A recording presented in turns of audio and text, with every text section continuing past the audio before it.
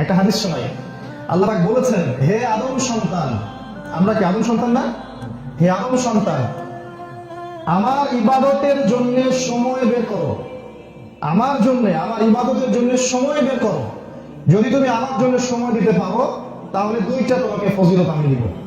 একটা হচ্ছে তোমার সমস্ত টেনশন আমি দূর করে দিব, টেনশন বলে কিছু আপনার থাকবে, এবং তোমার সমস্ত দারিদ্রতা আমি ঘুচিয়ে দিব। আর আল্লাহ পাক বলেছেন, ওয়াইল লাম তাফআল, তুমি যদি এইটা না করো, আমার জন্য সময় না দাও, আমার ইবাদতের জন্য সময় বের করতে না পারো, তাহলে তোমার দুই হাতকে আমি ব্যস্ততা দিয়ে ভরে দিব। যখনই বলবেন ব্যস্ত আছে, আল্লাহ পাক ব্যস্ততা দিয়ে হাত ভরিয়ে দিয়েছেন, এটা আল্লাহর গজব। আরেকটা হচ্ছে, তোমার অভাব আমি কোশ্চেন কালেও দূর করবো না, তোমার অভাব আমি দূর করবো না। কপালের মাঝখানে আল্লাহ পাক অভাব লিখে দিবেন।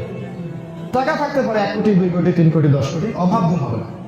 কারণ টাকা মানুষের অভাব দূর করে না, আল্লাহ মানুষের অভাব দূর করেন। একজন ভ্যান চালক সারাদিন ভ্যান চালায়, দেখবেন রাত্রেবেলা দিব্যি সে নাক ডেকে ঘুমাচ্ছে, প্রশান্তির ঘুম। আর দেখবেন ব্যাংক ব্যালেন্সে crore crore, million million dollar পড়ে আছে, ঘুম নাই, অশান্তি। তাই না? বাস্তবতা এগুলা।